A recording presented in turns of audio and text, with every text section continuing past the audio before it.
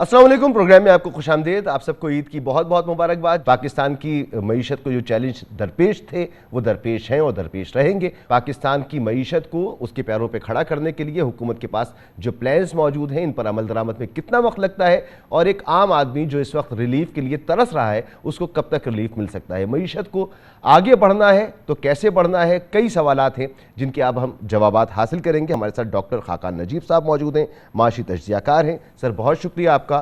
عابد قیوم سلیحری صاحب، سر آپ کا بھی بہت بہت شکریہ۔ اور جناب خرم حسین صاحب، سر آپ کا بھی بہت بہت شکریہ۔ خرم حسین صاحب، سب سے پہلے مجھے یہ فرمائیے گا کہ اتنا وقت لگ گیا اور ہم بالکل اب ایچ پہ کھڑے ہوئے ہیں، بنیادی طور پر آپ کے نزدیک اس کی وجہ کیا ہے؟ اس کی بنیادی وجہ تو ہے کہ جو معاہدہ آئی ایم ایف کے ساتھ کیا گیا تھا پچھلے گرمیوں میں، گرمیاں 2022 میں، جس کا I think staff level agreement جولائی میں اناؤنس ہوا تھا، جولائی 2022 میں، اور اس کے پیسے پھر ڈسبرس ہوئے تھے ستمبر 2022 میں۔ ان اگریمنٹ سے پاکستان مکر گیا، حکومت پاکستان مکر گئی، اور بیسکلی وہ یہ سمجھے تھے، اور جو فائنانس منسٹر جب چینج کیا، مفتاح اسماعیل کو ہٹا کے اسحاق ڈار صاحب کو لائے، وہ یہ سمجھ کے لائے تھے کہ اس مفتاح صاحب نے اچھا کام نہیں کیا آئی ایم ایف کے ساتھ نیگوشیٹ کرنے میں، اور ڈار صاحب آئے کہتے ہوئے کہ میں آئی ایم ایف کی آنکھوں میں آنکھیں ڈال کے بات کروں گا، سختی کا رویہ ان کے ساتھ رکھوں گا، اور ان سے اس پروگرام کی شرطیں نرم کرواؤں گا۔ اس میں ڈار صاحب ناکام رہے ہیں، اور نہ وہ شرطیں نرم کروا سکے، نہ وہ ڈالر کو اپنی مرضی پہ چلا سکے، ایکسچینج ریٹ کو اپنی مرضی پہ چلا سکے۔ اور آئی تھنک جو ان معاملوں کو فالو کرتے ہیں، دسمبر 2022 تک ہمیں تو پتہ چل گیا تھا کہ ڈار صاحب کی شکست ہو چکی ہے، لیکن وہ اپنی ضد میں انہوں نے معاملہ 6 مہینے اور کھینچ لیا، کوئی 9 مہینے ان لوگوں نے ضائع کر دیے ہیں یہ سمجھ کے کہ اس کی شرائط وہ چینج کروا سکتے۔ ٹھیک ہے، جس طرف آپ اشارہ کر رہے ہیں میں چاہ رہا ہوں ناظرین اس کی شدت کو محسوس کریں کہ اسحاق ڈار صاحب کا رویہ آئی ایم ایف کے ساتھ تھا کیا، ذرا وہ دیکھ بھی لیجئے۔ سر عابد قیوم سلیحری صاحب، یہ رویہ اسحاق ڈار صاحب کا ہم نے آئی ایم ایف کے ساتھ دیکھا، صرف آئی ایم ایف کے ساتھ نہیں بلکہ اگر صحافیوں نے سوال کیا تو یہاں تک ہوا کہ پہلے تو ڈانٹ ڈپٹ تک معاملہ تھا، پھر اسحاق ڈار صاحب نے بڑھ کر باقاعدہ ایک صحافی کو تھپڑ تک مار دیا۔ تو یہ غصے کی وجہ صرف آئی ایم ایف کے ساتھ ہی نہیں ہے، غصہ یہ رپورٹرز کے ساتھ بھی ہے، جو ان سے بات کرتا ہے اس کے ساتھ یہ غصے میں نظر آتے ہیں۔ تو اس کی کیا وجہ آپ کو معلوم ہوتی ہے؟ یہ تو خیر ڈار صاحب بھی اپنے رویے کے بارے میں بہتر بتا سکتے ہیں، لیکن ایک چیز میں ضرور کہنا چاہوں گا کہ 2 کیبنٹ منسٹرز جو ہیں ان کو پبلک ٹاک نہیں کرنی چاہیے، ایک فائنانس منسٹر اور دوسرے آپ کے فارن منسٹر، چونکہ ان کی ہر چیز جو ہے وہ انٹرنیشنل لیول پہ نوٹ ہو رہی ہوتی ہے، اور ان کی کسی بھی چیز کو اسٹیٹ کے حق میں یا اسٹیٹ کے خلاف انٹرپریٹ کیا جا سکتا ہے۔ اسپیشلی جب ہم فائنانس منسٹر کی بات کرتے ہیں تو ان کی چھوٹی سے چھوٹی بات جو ہے وہ اسٹاک ایکسچینج کو، فارن ایکسچینج مارکیٹ کو، ایکسچینج ریٹ کو، انٹرسٹ ریٹ کو، ان سب چیزوں کو وہ ٹاپل کر سکتی ہے۔ تو یہاں پہ تھوڑا سا ایک برداشت کا مادہ اور تھوڑا سا پبلک ٹاک نہ کرنے کی جو ہے ٹیمپٹیشن، مگر سر اگر یہ لوگ بات نہیں کریں گے تو پھر موقف حکومت پاکستان کا اور پاکستان کا موقف کون پیش کرے گا؟ کہیں ایسا تو نہیں کہ کافی عرصے تک بیرون ملک رہے، اس دوران علیل بھی رہے، عمر کے بھی تقاضے ہو سکتے ہیں، تو ایسے عہدے کے لیے ایسی شخصیت کو ہونا چاہیے جو کول اینڈ کام رہے ہر طرح کے ماحول میں؟ اگین یہاں پہ میں شخصیات as a matter of principle discuss نہیں کرتا ہوں، لیکن جیسے فارن آفس کیا ہے کہ انہوں نے ایک اسپوکس پرسن مقرر کر رکھے ہیں جو کہ ویکلی بریفنگ دیتے ہیں فارن پالیسیز اور فارن آفس کے بارے میں۔ اسی طرح سے بہتر ہے کہ فائنانس منسٹری ایک اپنا اسپوکس پرسن جو ہے وہ آئیڈینٹیفائی کر لے جو کہ ان سارے ایشوز پہ ویکلی بریفنگ دے۔ لیکن جب ہم آپ کے اس آئی ایم ایف پروگرام کی طرف جاتے ہیں تو میرا خیال ہے اس میں ایک بنیادی فیکٹر جو تھا وہ ہم نے فلڈ کے نتیجے میں جو سمپتھیز تھیں دنیا کی ان کو تھوڑا سا اوور ایسٹیمیٹ کیا۔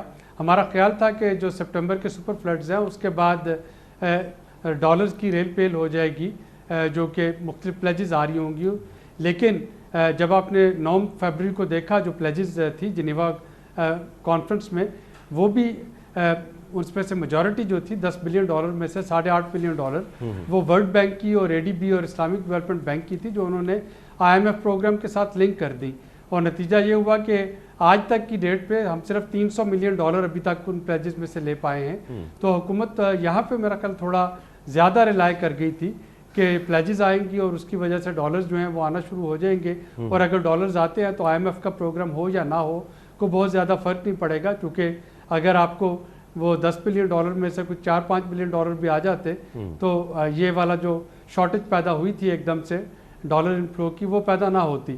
لیکن وہاں پہ چونکہ اب جو تقریباً تمام دنیا کے معاملات, خواہ وہ دوست ممالک ہوں, خواہ وہ بائی لیٹرل لینڈر ہیں, رول اوور ہے, تو اب ہر چیز جب چونکہ وہ IMF پروگرام سے منسلک ہوتی چلی جاتی ہے تو اس کی وجہ سے اب plan a, plan be, plan سی, ہر چیز جو ہے یہ IMF ہی ہے, اور IMF کو سیریس لینا پڑے گا, بالکل اسی طریقے سے جیسے کہ ہم پچھلے چند گھنٹوں سے اس کو سیریس لے رہے ہیں, پچھلے چند دنوں سے.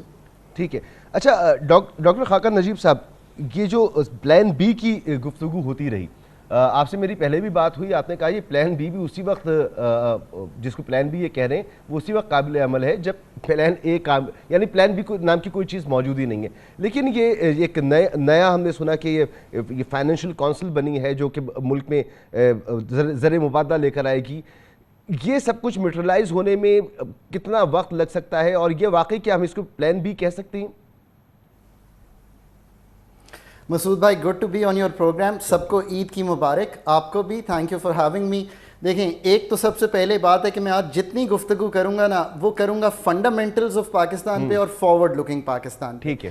یہ سال ہم نے ایک بہت مشکل گزارا ہے, اس میں کوئی شک کی گنجائش نہیں ہے. مطلب $10 ارب کے ذخائر سے شروع کیا, آج بات کر رہا ہوں $4 ارب پہ کھڑے ہیں, 28% ہمارا کرنسی ویک ہو گئی. اب کیا پلان ہے؟ پلان ایک ہی ہے, جب بھی کوئی ملک مالی خسارے میں آتا ہے, ایکسٹرنل چیلنج میں آتا ہے, there is only one plan, you go to the IMF.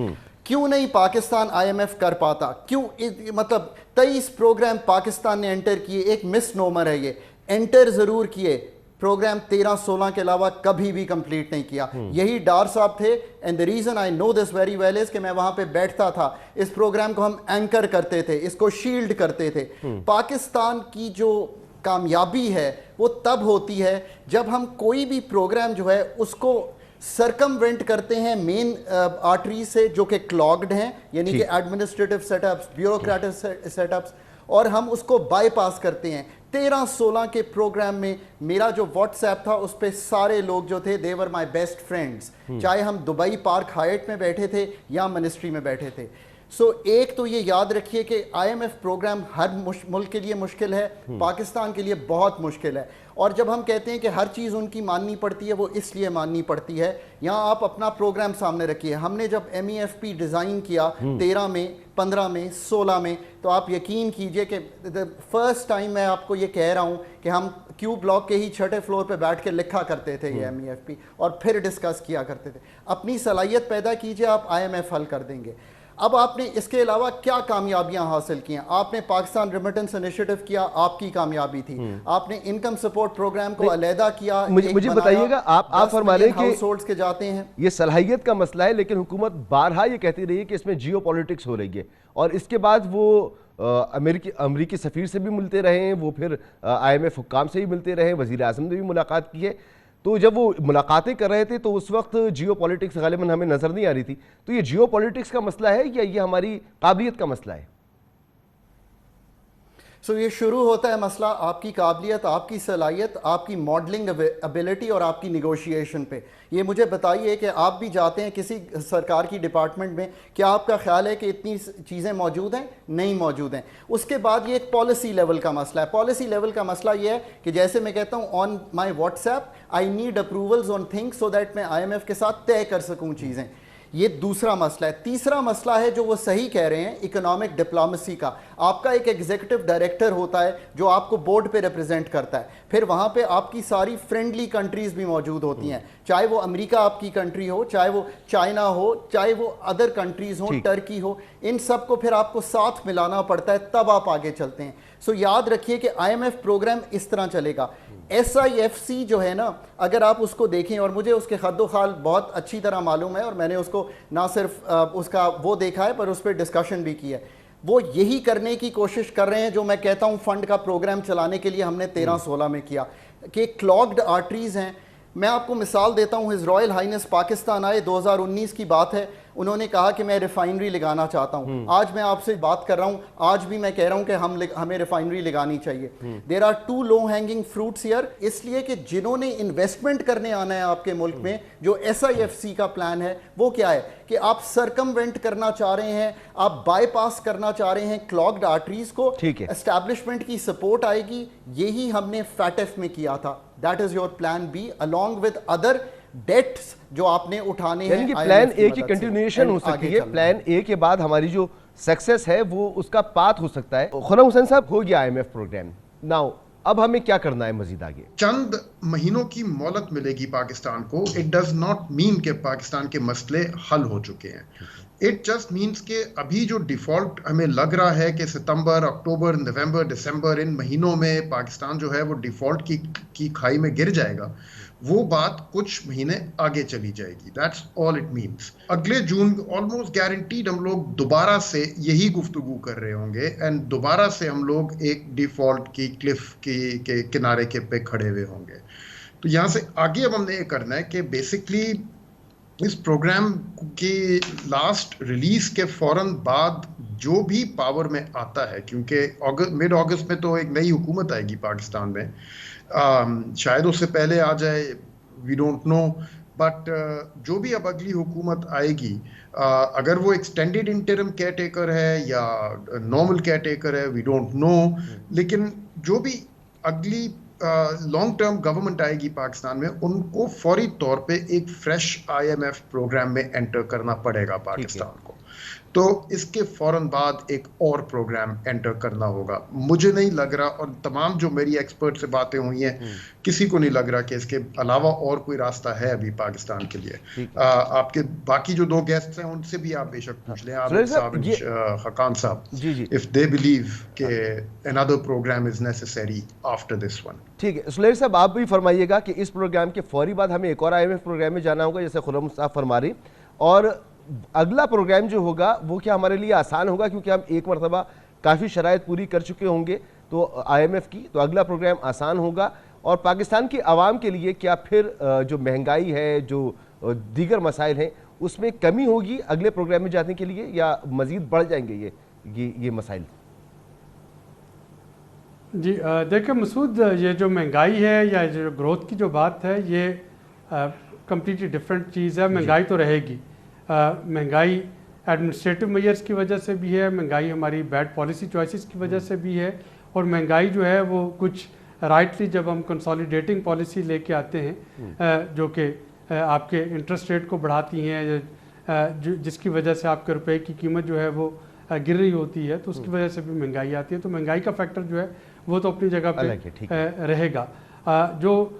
جو اگلا پروگرام ہے ڈیٹ از اے مسٹ, اور میں بالکل خرم سے اتفاق کرتا ہوں. ہوتا یہ ہے IMF پروگرام میں کہ اگر آپ کی کوئی ایک پروگرام کی جتنی بھی جو کمٹمنٹس ہیں پوری ہونے سے رہ جاتی ہیں, تو وہ اگلے پروگرام کے لیے آٹومیٹک پرائر ایکشن بن جاتے ہیں. تو جو کچھ ہم ابھی کر پائیں گے وہ ہمیں اگلے پروگرام کو اتنی اسموتھ لینڈنگ میں ہیلپ کرے گا, کہ اس کا مطلب یہ ہوگا کہ ہمارے پرائر ایکشن جو ہیں وہ کم ہو چکے ہوں گے. لیکن بہرحال اس وقت کی جو سچویشن ہے اس میں پاکستان کو کچھ چیزیں تو کرنی ہے. آپ کے جو اکانومی کے بلیک ہول ہیں ان کو آپ کو ایڈریس کرنا ہے. جیسے بہت مدت کے بعد وفاق نے جو پینشن ریفارمز ہیں وہ IMF کے اصرار پہ وہ کر لی اس ریوائز بجٹ میں. تو اسی طریقے سے ابھی آپ کو لاسٹ میکنگ انٹرپرائزز جو ہیں ان کا بھی کوئی حل نکالنا ہے, جو انرجی اور گیس کی جو ڈسٹریبیوشن لاسز ہیں, ٹرانسمیشن لاسز ہیں, ان کا بھی کوئی حل نکالنا ہے. اور اسی طرح سے جو سیکٹر ٹیکس نیٹ میں آنے چاہیے اور ٹیکس نیٹ میں نہیں آئے, خواہ وہ ریٹیل سیکٹر ہے یا وہ آپ کا ٹرانسپورٹ سیکٹر ہے یا وہ سروسز سیکٹر ہے, ایگریکلچر سیکٹر ہے, تو اس کو بھی لے کے آنا ہوگا. اب اگر ہم اپنے طور پہ اس کو لے آتے ہیں تو بہت اچھی بات ہے, اگر نہیں لے کے آتے تو میں آنے والے IMF پروگرامز میں یہ چیزیں جو ہیں یہ ایز پرائر ایکشن ہوتے ہوئے دیکھ رہا ہوں. اب اچھا ہوگا کہ حکومت یہ چیزیں خود کر لے, جو کہ لیس پینفل ہوگا, گریجول ہوگا. اگر یہ خود نہیں کرے گی تو آنے والے 5-6 سال تو ابھی آپ IMF کے پروگرامز میں رہیں گے. خرم تو ایک پروگرام کی بات کر رہے ہیں, میں اس کے بعد بھی ایک پروگرام ہوتا ہوا دیکھ رہا ہوں.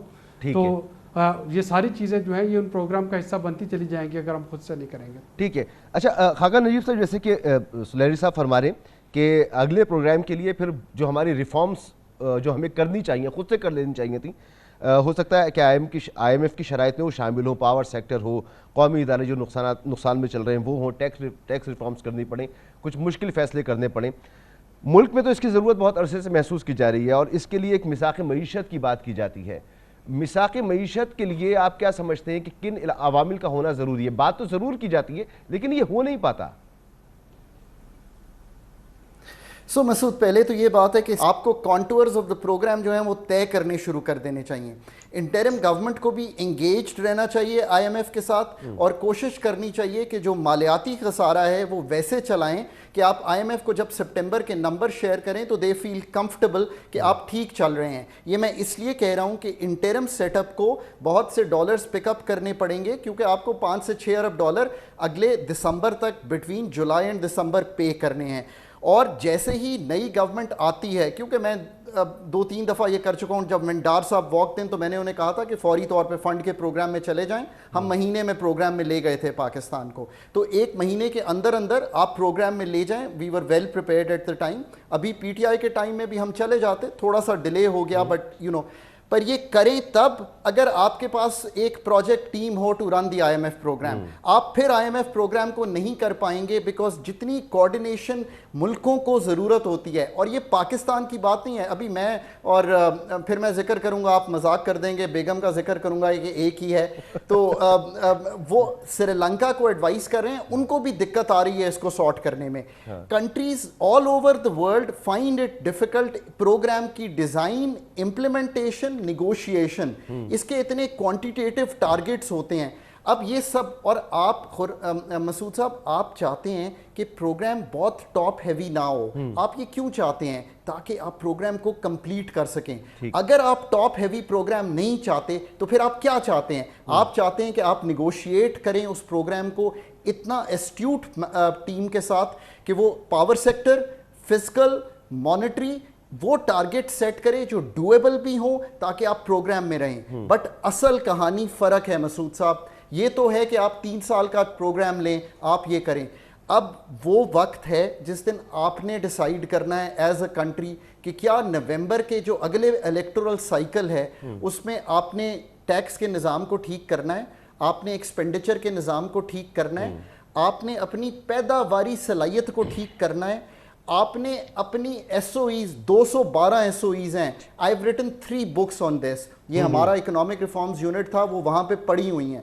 آپ جا کے پڑھیں کہ ان کا حال کیا ہے. 175 کمرشل انٹرپرائزز چلا رہا ہے. پی آئی اے کا لاس ہے 88 بلین روپیز کا. آئی ایم ایف نے کہا ہے کہ یہ نقصان کیجئے. تو تھوڑا سا سمجھیے، اس کے لیے گیئر اپ کیجئے. ایز جو بھی نئی حکومت آنی ہے، اگر وہ پی ڈی ایم کی ہے، پی ٹی آئی کی ہے، کسی کی ہے، ان کو آج بیٹھ کر یہ کام طے کرنے ہیں. جو لوگ آپ کے ارد گرد ہیں ان کو کہیے کہ وہ پلان رکھیے، ورنہ فنڈ کا پروگرام بھی مشکل ہوگا، کلیدی کام بھی نہیں ہوں گے اور ڈیفیکلٹیز جو ہیں آپ کو اگین. ٹھیک، اب جو کام ہمیں کرنے ہیں ہمیں اس کی طرف آگے بڑھنا ہے. ایک مجھے بریک لینا ہے. بریک کے بعد جب واپس آتے ہیں تو بات کرتے ہیں کہ جو کام ہمیں کرنے ہیں. آپ ایس او ایز کو اگر ٹھیک کرنے جاتے ہیں، پی آئی اے کو ٹھیک کرنے جاتے ہیں، ہم پرائیویٹائزیشن کی طرف جاتے ہیں اسٹیل مل کی، ہم پاور سیکٹر میں کچھ کرتے ہیں، تو یہ ایک پولیٹیکل ایشو بن جاتا ہے. تو اس کے لیے شہباز شریف صاحب ہوں، آصف علی زرداری صاحب ہوں، بات تو ضرور کرتے ہیں لیکن ان کی باتوں میں بھی کچھ کنٹروڈکشنز رہیں گے. تو یہ کنٹروڈکشنز نکال کر اور ایک میثاق معیشت آپ اسے کہہ لیں، ایک سیاسی معاہدہ کہہ لیں، ایک عمرانی معاہدہ کر لیں، ایک معاشی معاہدہ کہہ لیں، کچھ نہ کچھ تو کرنا پڑے گا. تو وہ کیسے ممکن ہوگا اور اس کے بغیر ہم کیسے آگے بڑھ سکتے ہیں؟ ایک بریک کے بعد اس پہ بات کرتے ہیں.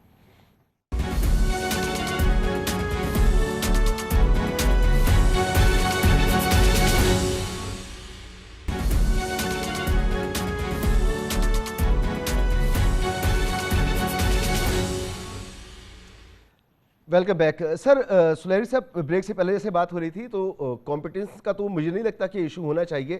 آپ جیسے لوگ موجود ہیں، ڈاکٹر خاقان نجیب صاحب جیسے لوگ موجود ہیں، خرم حسین صاحب جیسے لوگ موجود ہیں، دسیوں نام لیے جا سکتے ہیں. تو معیشت میں کام کرنے کے لیے، بتانے کے لیے، آئیڈیاز دینے کے لیے، چیزوں کو آگے لے کے چلنے کے لیے حکومت کی مدد کی جا سکتی ہے. لیکن معاملہ یہ آتا ہے کہ ایک ہی حکومت ایک ہی پارٹی اسی کے وزرائے خزانہ اور وہ بھی زبردست قسم کے جو نام رکھتے ہیں وہ آپس میں لڑ پڑتے ہیں اور ان میں اتفاق نہیں ہوتا. جی دیکھیے پاکستان میں جو بہت سے ڈیفیسٹس ہیں ان میں جو ایک ڈیفیسٹ ہے وہ آپ کے پاس فنکشنل ڈیموکریسی کا نہ ہونا ہے. ہم کہتے تو ہیں کہ we are a democratic country لیکن ہماری پولیٹیکل پارٹیز جو کہ اس ڈیموکریسی کے لیے اسٹرائیو کر رہی ہے اسٹرگل کر رہی ہوتی ہیں ان کے اپنے اندر چونکہ ڈیموکریسی نہیں ہے وہ ساری کی ساری کسی نہ کسی شکل میں شخصیات کے گرد گھومتی ہیں اور پھر انہی شخصیات کی وجہ سے جب فیصلے جو ہیں وہ ومسکل ہو جائیں اور پالیسی میکنگ ومسکل بن جائے تو وہاں پہ میرٹ کی کوئی گنجائش نہیں رہتی. اور میں نہیں سمجھتا کہ اگلے 4-5 سالوں میں شاید یہ چیزیں ٹھیک ہو یا 10 سالوں میں بھی ٹھیک ہو لیکن ایک چیز جو ہے وہ ضرور ٹھیک ہو سکتی ہے اور وہ یہ ہے کہ آپ میرٹ پہ افراد لگائیں نہ لگائیں کم از کم میرٹ پہ ایشوز جو ہے ان کی سنگینی کو سمجھنے کی کوشش ضرور کریں. تو آپ کسی کو بھی لگا دیں لیکن جو جن کے نام آپ نے گنوائے بہت سے جو ذہین لوگ پاکستان میں موجود ہیں they are like diagnostic laboratories. تو وہ آپ کو ڈائگنوسٹک لیبارٹری کی طرح آپ کو ایک سچویشن انالیسس کر کے بتا دیں گے. اگر آپ کو ایک لیبارٹری پہ یقین نہیں آپ 2-3 جگہ سے اور جا کے اپنے ٹیسٹ کروا لیں اور دیکھ لیں کہ کیا سب کی فائنڈنگ ایک جیسی آ رہی ہے اور اگر وہ فائنڈنگ ایک جیسی آ رہی ہے تو پھر اس ایشو کو اس مرض کو حل کرنے کی طرف کوشش جو ہے وہ کرنی چاہیے. ہمارا مسئلہ یہ ہے کہ ہمیں جب لیبارٹری پسند نہیں آتی تو ہم سرے سے اس لیبارٹری کو ہی جھٹلانا شروع کر دیتے اور کہتے ہیں کہ جی یہ چونکہ یہ ہماری پسند کے ڈائگنوسٹک رزلٹ نہیں دے رہی تو لہٰذا یہ ملک دشمنی کر رہے ہیں اور ان کی وجہ سے پاکستان کی معیشت کا حال یہ ہو گیا.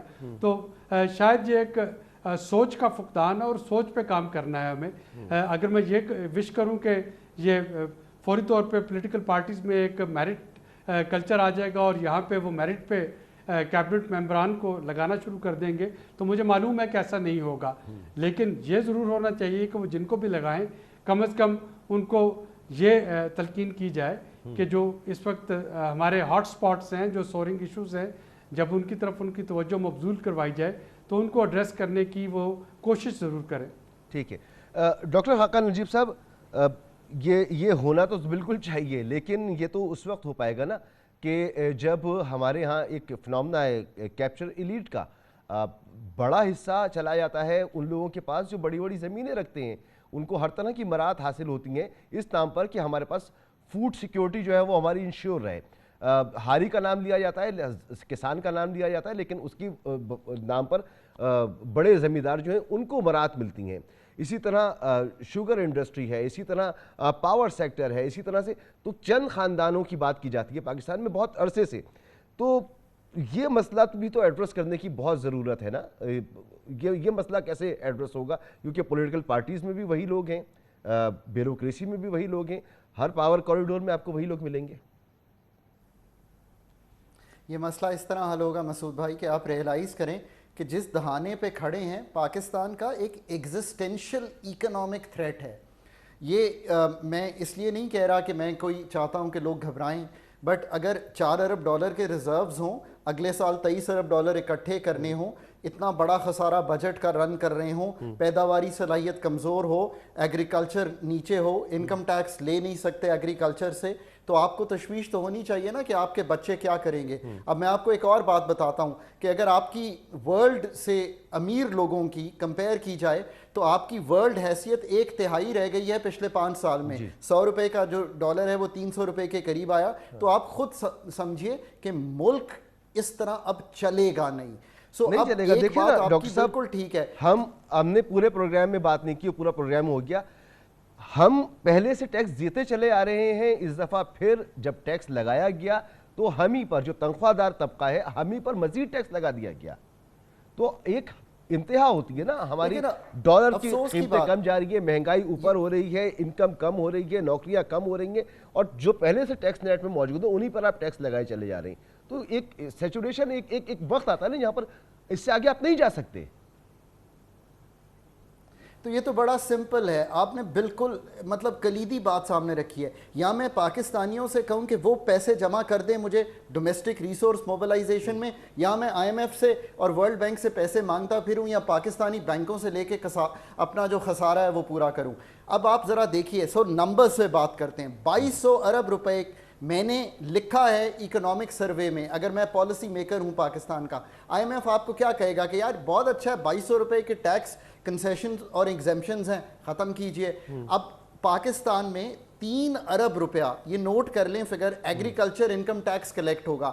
20% ہے وہ پورے جی ڈی پی کا یا پوری اکانومی کے حجم کا جو 20% سیکٹر ہے وہ 3 ارب روپیہ انکم ٹیکس دے گا، جبکہ پوری اکانومی پاکستان میں 7200 ارب دے گی. ذرا سوچئے. پھر آپ یہ سوچئے کہ پاکستان میں 22 لاکھ تو ریٹیلر ہے، اب آپ ان سے 0.25% ایک ٹرن اوور ٹیکس لیتے ہیں، وہ بھی میرا خیال ہے 30-40 ہزار سے زیادہ لوگ دینے کو تیار نہیں ہوتے. پھر آپ یہ کیا کرتے ہیں کہ آپ چاہتے ہیں کہ سٹاک مارکیٹ نہ پنپے، آپ چاہتے ہیں کہ پاکستان میں نئے وینچر کمپنیز نہ آئیں، اسی لیے کوئی آپ کو لے کے نہیں جاتا پاکستان سٹاک ایکسچینج میں. پر آپ نے یہ مراد دی ہوئی ہیں کہ 5-6 سال بعد آپ جا کے اپنا پلاٹ بیچیے، آپ اس پہ کوئی بھی پاکستان میں کیپٹل گینز ٹیکس نہیں دیں گے. ایسا کیسے ہو سکتا ہے؟ پروگریسیوٹی آف ٹیکس بھی آپ نہیں کرتے. اگر ایک آدمی جو امیر ہے، ایک خاتون جو امیر ہے، وہ 25% دے رہی ہے اپنی انکم پہ ٹیکس، اور جب وہ جا کے بینک میں پیسے رکھتی ہے تو 15% دیتی ہے. یہ تو آپ نے خود کریٹ کیا ہوا ہے. یہ یاد رکھیے، پاکستان کا جو اکنامک لینڈسکیپ ہے نا، یہ میری آپ کی کریشن ہے. یہ کریشن کو توڑ دیجئے، اس لیے نہیں کہ وقت آ گیا ہے، اس لیے کہ ایگزسٹینشل اکنامک تھریٹ ان لوگوں کو ہے جو امیر ہیں پاکستان میں. درست. سلیری صاحب، ایف بی آر نے پہلی مرتبہ ٹیکس مد میں 7000 ارب روپے اکٹھے کر دیے ان نامساعد حالات میں بھی. ٹھیک ہے، وہ ہمارا جوس نکال لیا انہوں نے، نچوڑ کے رکھ دیا تنخواہ دار طبقے کو، خاص طور پہ ریٹیلر پہ ٹیکس نہیں لگانا آپ نے، اپنی زراعت پہ ٹیکس نہیں لگانا آپ نے، کئی سیکٹرز کو کھلا چھوڑ دینا ہے. اس سے آگے معیشت کو بہتر کرنے کے لیے اور ٹیکس جمع کرنے کے لیے جو سخت اقدامات ہیں وہ لینے کی قابلیت مجھے اس سسٹم میں نظر نہیں آتی، کیونکہ آپ کا ووٹ بینک ہرٹ ہو جاتا ہے، کہیں کہیں آپ کا جو پارٹیز کا جو پورا کا پورا اسٹرکچر ہے وہ ہل کے رہ جاتا ہے. تو کس طرح سے اس سیاسی نظام کے ساتھ ہم مزید آگے بڑھ سکتے ہیں؟ دیکھیے، سیاسی نظام تو یہی رہے گا، لیکن جیسا کہ میں نے آپ کو کہا تھا کہ بہت سے سخت فیصلے جیسے ابھی ہم نے دیکھا آئی ایم ایف پروگرام کے لیے کرنے پڑے، اس کو میں اس لحاظ سے light at the end of tunnel دیکھ رہا ہوں کہ بہت سی چیزیں جو کہ آپ خود نہیں کرتے، بعض اوقات وہ آپ کے فزیشین یا طبیب جو ہیں جب آپ کو بتاتے ہیں کہ اب اور کوئی چارہ نہیں ہے، اب آپ کو یہ سارے پرہیز جو ہیں یہ کرنا پڑیں گے اگر آپ اپنی زندگی چاہتے ہیں، تو ہم میں سے بہت سے افراد وہ کرنا شروع کر دیتے ہیں. اور حکومتوں کے ساتھ بھی ایسا ہی ہوتا ہے. کوئی بھی حکومت جو ہے وہ اپنی مرضی سے پاپولسٹ ڈیسیژن میکنگ جو ہے وہ اس کا خاتمہ نہیں چاہتی، لیکن جب اس کو یہ بتایا جاتا ہے کہ اب دوست ممالک نے بھی ہاتھ کھینچنا شروع کر دیا، اب جو باقی ملٹی لیٹرل تھے یا بائی لیٹرل تھے انہوں نے بھی ایک ہی سمت کی طرف اشارہ کرنا شروع کر دیا. چائنا کے ساتھ ہماری بڑی توقعات تھی، چائنا بھی آ کے ہمیں یہی کہا گیا کہ اپنا ہاؤس ان آرڈر کریں، تو پھر اس کا مطلب ہے کہ ہمیں وہ جو لینڈر آف لاسٹ ریزارٹ ہے اس کی سننا پڑے گی اور اس کو سیریس لینا پڑے گا. اور جو نون بلیک ہولز ہیں اکانومی میں ان کو ایڈریس کرنا پڑے گا. تو یہ سارے فیصلے جو ہیں یہ تو مجبوری بن جائیں گے. آپ کتنا عرصہ سیلریڈ کلاس کو نچوڑتے رہیں گے، کتنا عرصہ آپ ایگزسٹنگ ٹیکس نیٹ میں جو لوگ ہیں انہی سے ٹیکس وصول کرتے رہیں گے. تو ظاہر ہے کہ اگر آپ کو ٹیکس ایکسپینشن کرنا ہے، پائی کو بڑھانا ہے، تو پھر آپ کو ان سیکٹرز کی طرف جانا ہوگا جو کہ ابھی تک ٹیکس نیٹ میں نہیں ہے، ورنہ یہ سسٹم جو ہے یہ چوک کر جائے گا. ایک خاص حد کے بعد اس میں سے گنجائش نہیں ہوگی فردر ایکسٹریکشن کی. بہت بہت شکریہ آپ کا جناب عابد قیوم سلیہری صاحب، جناب ڈاکٹر خاقان نجیب صاحب، جناب خرم حسین صاحب. اور آج جو ہم نے گفتگو کی اس میں بہت ہی بنیادی نوعیت کی گفتگو تھی. ہمیں یہ بھی گفتگو کرنی چاہیے تھی کہ جب ہم معیشت کو آگے لے کے بڑھیں گے تو کیسے ہم اپنا جو انٹرسٹ ریٹ ہے اس کو کم کریں گے، کس طرح سے معیشت کا پہیہ چلائیں گے. لیکن اس کے لیے ہمیں تھوڑا انتظار کرنا ہوگا.